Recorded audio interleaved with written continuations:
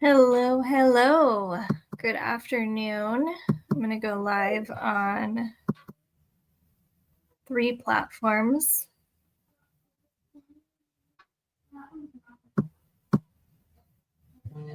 Okay. I believe we're live. Let's see if I can find myself. Okay. There we go. Hopefully you can hear me and you can see me.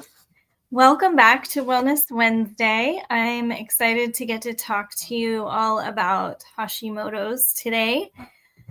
If this is your first time watching, I'm Stephanie, and I am passionate about health and nutrition and helping people get healthy and live a healthy lifestyle. So this is I've been doing this for almost 25 years, and mostly as a hobby. 5 years, I've decided to really ramp it up and start educating and helping people more on a business level. But my passion really is helping people. This isn't something I'm doing just to make money. This is what I do because I love to help people. So today we're going to talk about Hashimoto. And Hashimoto is an autoimmune disease, and there's so many autoimmune diseases that we could talk about, but I really want to focus on just one today, and I can do others on different days because there's different things that you would do for different body parts. So today I'm going to talk about Hashimoto. It's going to be really informative. I hope you learned something new. I had a consultation with a friend of mine who has Hashimoto, and we met with the doctor. We call him Dr. Jim McAfee. He has a PhD in clinical nutrition. So I'm going to be referencing much of what he said because I'm not actually the expert, but I've learned a ton through him, and he is also not out there presenting. So I'm going to present his information. So if you don't know what Hashimoto is, it's an autoimmune disease that directly attacks your thyroid gland. And there's a lot of different side effects, primarily chronic fatigue, and there can be issues with weight gain or weight loss, or there's all kinds of food body responses. And so I just want to talk first about how someone might develop Hashimoto. This is actually true for probably any autoimmune disease. Basically, with Hashimoto is a lot of people don't know that they have food intolerances, and they continue to eat these foods that their body really doesn't like. And over time, and what actually happens is there's a tight junction of the gut, which opens when you eat foods that are hard for your body to process, or you have an intolerance or whatever. And over time, it activates the immune system to attack itself. So gluten is a really powerful food that contributes to Hashimoto. So here's the story of my friend. She said she went to the doctor and she was having all these symptoms, and they finally diagnosed her with Hashimoto. And they said that they were going to put her on a medication and it would manage it. And she says, is there anything I can do on my own? And they kind of acted like, no, not really. When you go into the medical establishments, generally they're going to give you a medication. They're not going to talk about nutrition. Doctors are not trained in nutrition unless they have some extra curricular things that they have done. And this doctor said to her, well, I feel I would be doing you a disservice if I didn't tell you that some people have had good results by cutting out gluten. So she cut out gluten, and it has really helped. But she says she's not perfect, and so she still sometimes has gluten, or she'll eat things that might aggravate her symptoms. But gluten does open the tight junction, of the gut, which can activate that immune system attacking itself.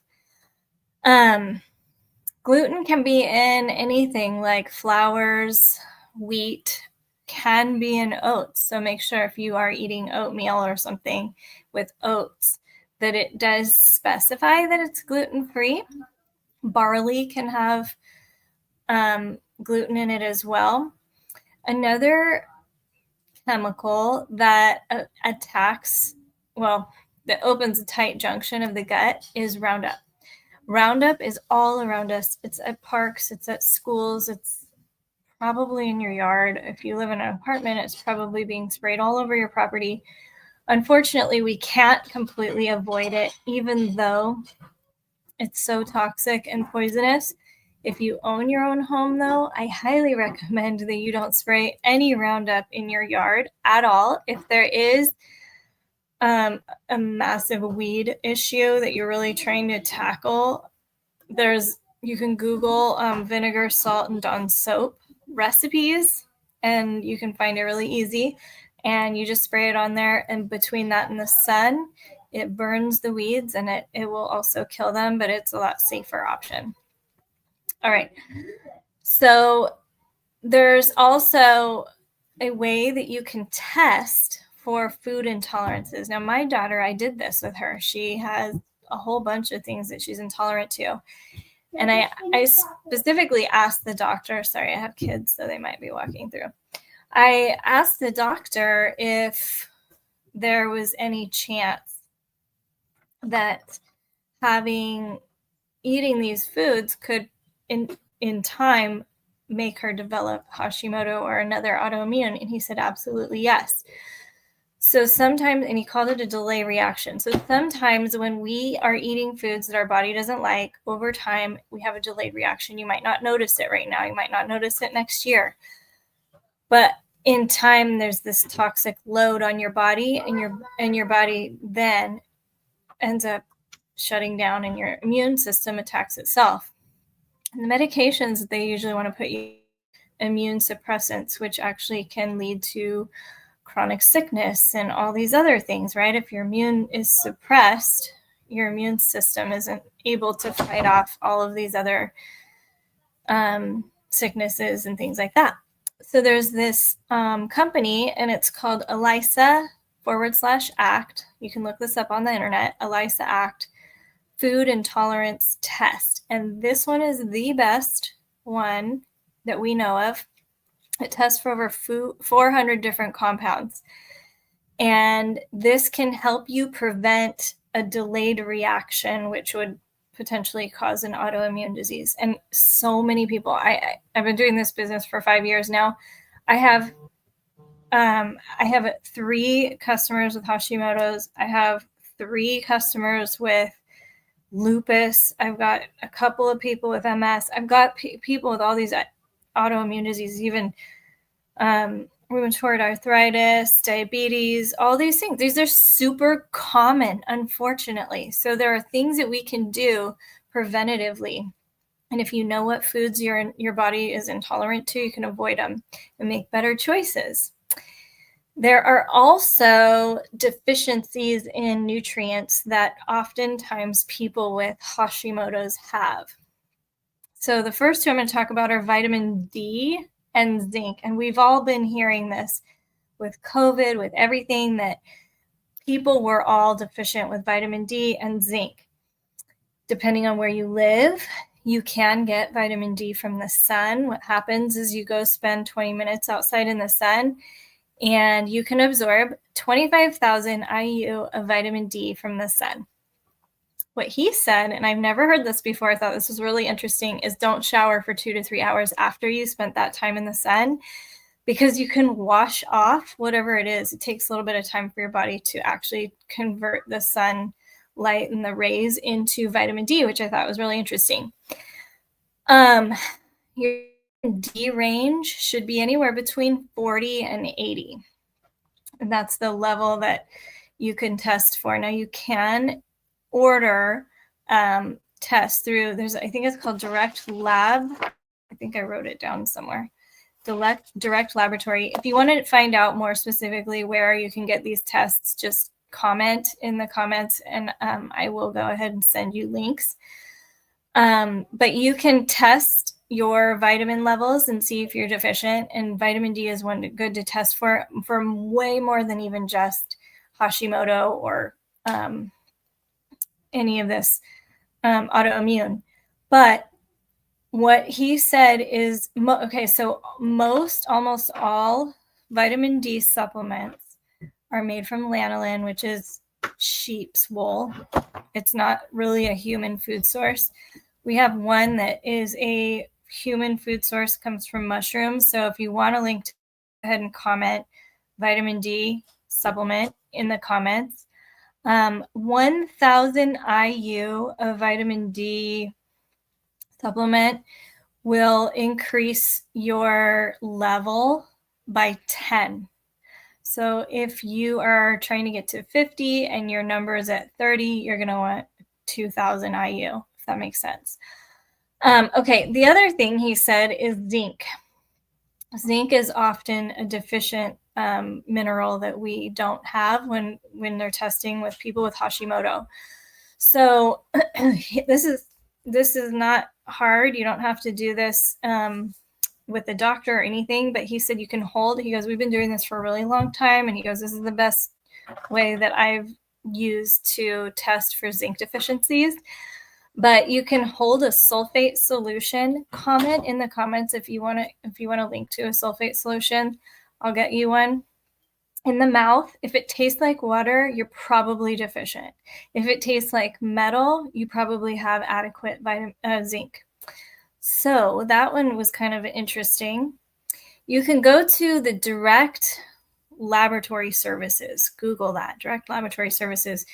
You can order a thyroid panel. Just request a complete thyroid panel, and they'll send you to a laboratory within 25 miles of your home, and they'll usually even talk to you to interpret the test. I also offer free 3-way consultations with the doctor for 30 minutes. And we do that for anybody simply because we love you and care about you and not for any personal gain agenda. This, like I said, this was our consultation from my friend with Hashimoto, and I'm not selling anything here. This is all information, things you can do. I get nothing from the ELISA Act. I get nothing from direct laboratory services. I get nothing from any of this stuff. I'm not promoting it. These are just the ones that he recommends are the best. So he said that if you go out in the sun for 20 minutes a day, you can get about 25,000 IU of vitamin D. Now, that's ballpark, not like set in stone. Depends on where you live. Are you in Washington State where it rains all year round? You might not be able to get it. Or if you're in a northern hemisphere where there's like dark hours are so long, you can't get the good sun. You also need to, while you're doing this, not use sunscreen. And we don't recommend you do that for an extended period of time, but 20 minutes a day is good. And that ultraviolet light from the sunbathing also helps produce melatonin, which also will help you sleep better. Okay, the other deficiencies that he mentioned are iron and selenium. So you can also test your iron level. Your thyroid will not work properly if your iron is low. So you can get iron from different foods. You can get iron from red meats. You can get iron from certain leafy greens. You can Google and look up what has higher iron levels. I have a supplement that I give to my son who is anemic, and it's made out of desiccated beef liver.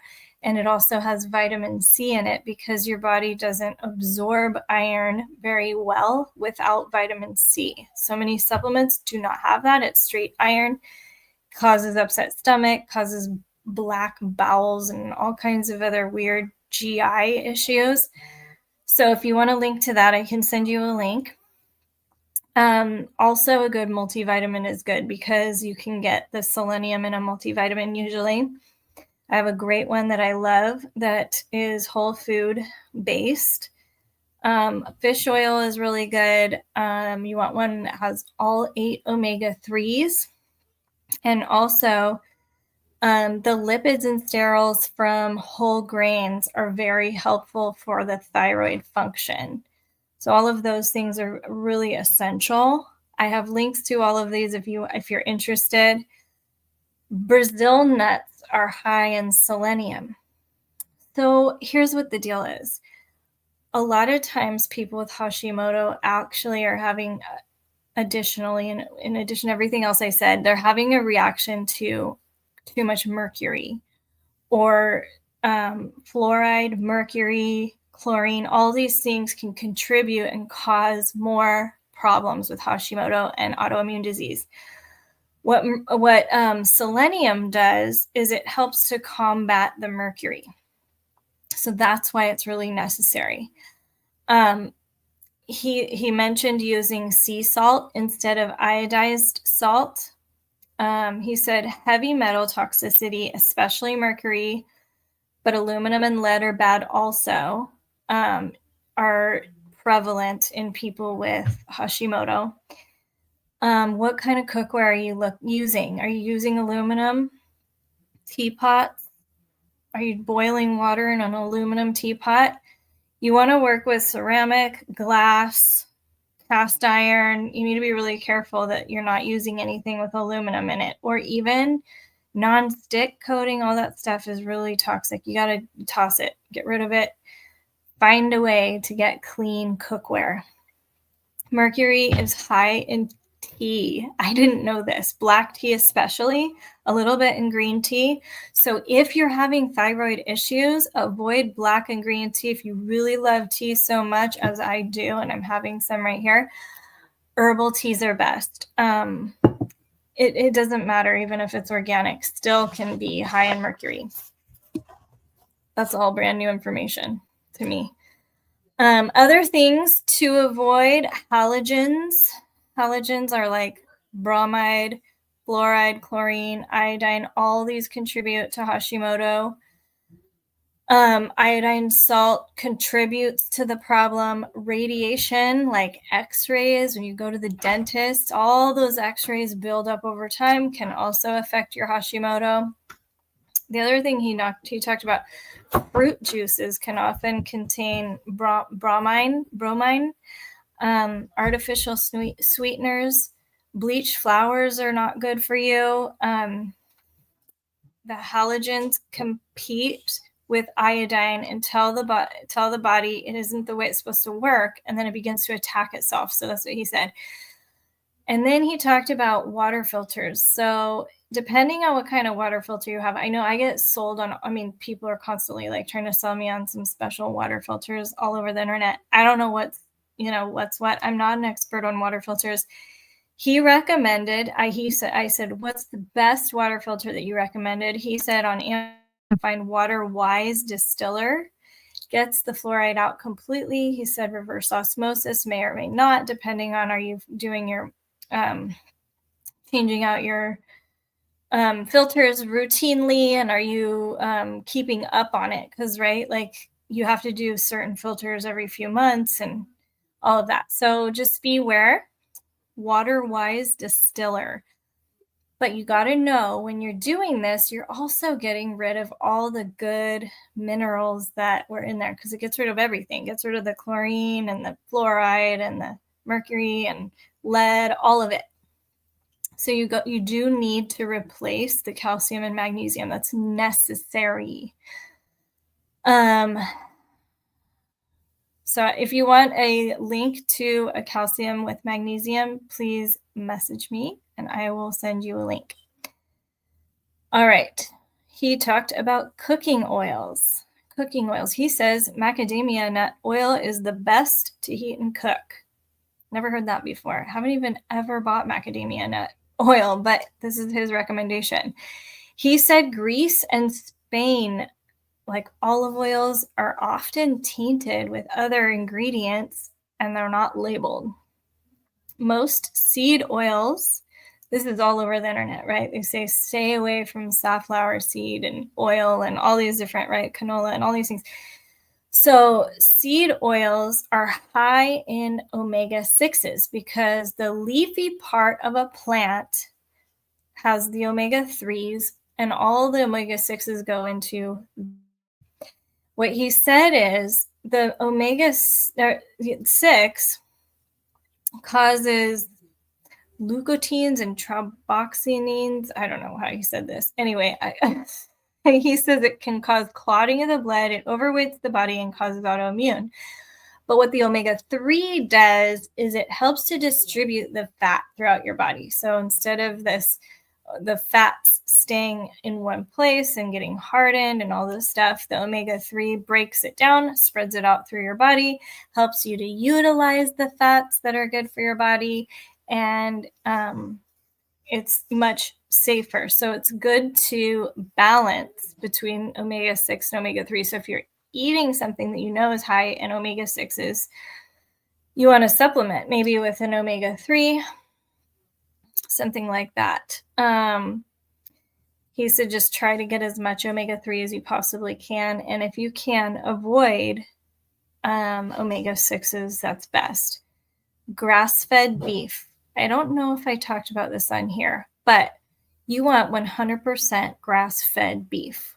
You want it'll either say 100% grass-fed or it'll say grass-fed, grass-finished. They're the same. What it means is at the end of a cow's life, before it goes to slaughter for us to eat, they'll often give the cow different foods that will fatten it up, maybe give it a different flavor like corn and whatever, and those are often genetically modified.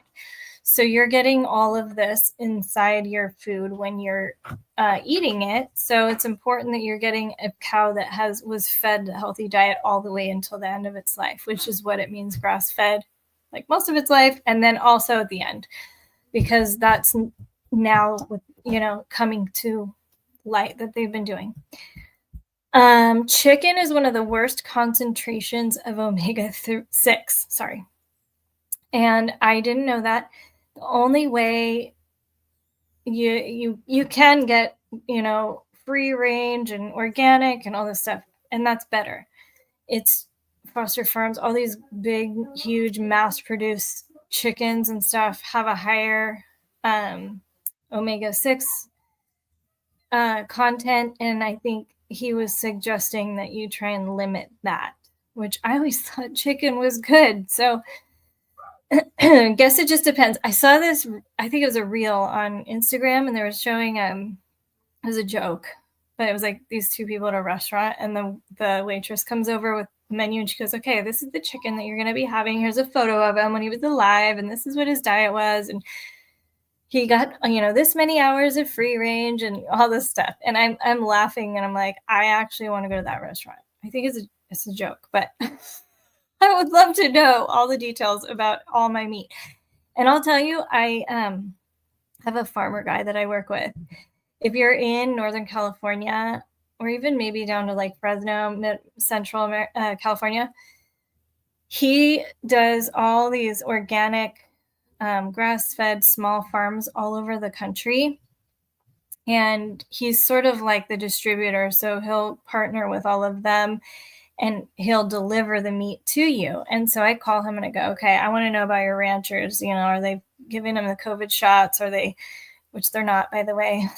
So far, I've called 2 ranchers, and everyone and him, and they've all said that's not USDA approved yet, which is, I'm seeing that a lot on social media, that they're saying, oh, they're injecting cows with COVID shots. They're not. So if you care about that. But I like to know exactly what I'm eating and what I'm feeding my family. And if you do too, you can also look at the, whoever the rancher is on the packaging of where you're getting your meat, and you can call them. You can look them up online. You can call them and say, are your cows 100% grass-fed, grass-finished, all of that. All right. He says, if you are having seeds, because they're so high in the omega-6, he said you want twice as much green as you have in seeds in order to get the proper balance. So he also talked about, and I'm gonna wrap it up here pretty soon, but he talked about doing a 4-day rotation diet based on food intolerances. So for example, my daughter is gluten intolerant. She doesn't always get an immediate reaction. She did when she was little. She would get violently ill when I gave her gluten when she was a baby. And it was organic. I mean, I've heard it's glyphosate. It's not it. I think a lot of people do have intolerances because of the glyphosate, but even when it didn't have glyphosate, she still gets sick. And so I took her to a naturopath doctor. They said, go ahead and give it to her maybe once a week if she really wants it, but no more than once a week. And what he suggested is a 4-day rotation because in 4 days, it'll fully metabolize in your system and your body will kind of reset instead of putting this heavy load where your immune function is just constantly going, something's wrong, something's wrong, something's wrong, something's wrong, and then it attacks your body. So something else she was talking about were certain things, like when she was in her bed, she was noticing this, more symptoms of this or that. And he says it could be the laundry soap you're using. It could be, are you showering before bed? Is there something in your shower? You could get a Shower-Wise water filter for your shower. It's like $30 on Amazon. I'm not selling this. I get nothing out of that. Do what you want with that info. What kind of soap are you putting on your body? If you're showering before night, are you having tea before bed? Are you, he said avoid caffeine. He said aloe vera can help with the tight junction in your gut. Clean water. Let's see. He said, and I just heard this too, is they've always said drink 8 ounces of water per day.